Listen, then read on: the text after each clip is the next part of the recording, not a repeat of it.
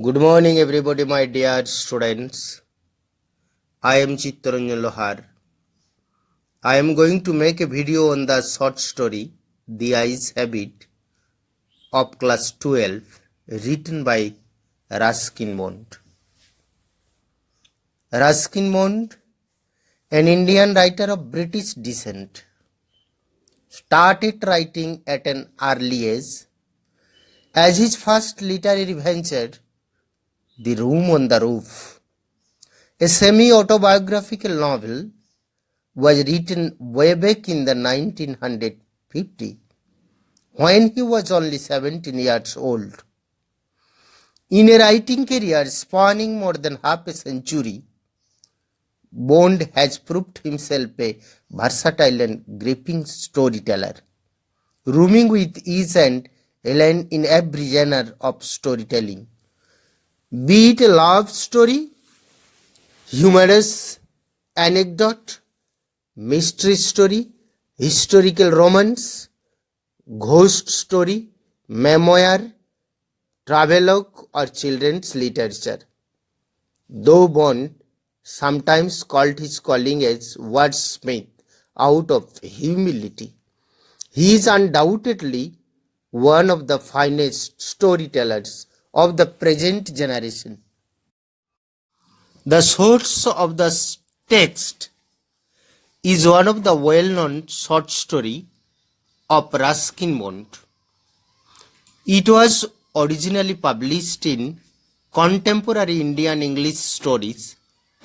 Later it was included in many other collections with different titles such as The Eyes Are Not Here and The Girl on the Train. Paragraph wisely, a short and clear synopsis of the story is given to the video. I think all the students of class 12 will be benefited. Let's start. The narrator met a young girl in the train compartment at Rohana station. The girl's parents seemed anxious about her comfort and safety. The narrator was blind. He came to know about girls' entrance from the sound of her slippers, but he liked the sound of her voice and presence. The narrator asked the girl about her destination.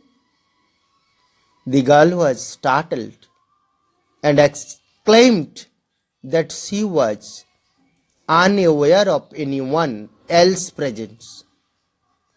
The narrator thought that he had been sitting in a dark corner, or like many other sighted persons, the girl failed to notice his presence.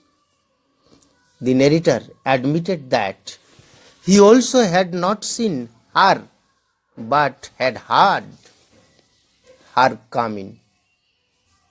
He decided to hide his blindness from the girl by sticking to his seat. The girl said that she would get down at Saharanpur, where her aunt would meet her. The narrator humorously said that he should not be familiar with the girl, as aunts are generally fearful creatures. The girl wanted to know about the narrator's destination. The narrator replied that he was going to Dara first and then to Mussoorie. The girl expressed her wish to go to Mussoorie in October, as she loved the hills then. The narrator agreed. October is the best season to visit the hills for their natural beauty and quiet ambience. The girl was silent. The narrator wondered if she thought him to be a romantic fool. Then mistakenly, he asked the girl what it was like outside and thought that his blindness would be revealed. But the narrator's doubt was soon removed. The girl asked him to look outside himself. The narrator pretended to be looking at the landscape outside. He asked the girl if she had noticed that the trees seems to be moving with the train. The girl was aware of this and asked the narrator if he could see any animal.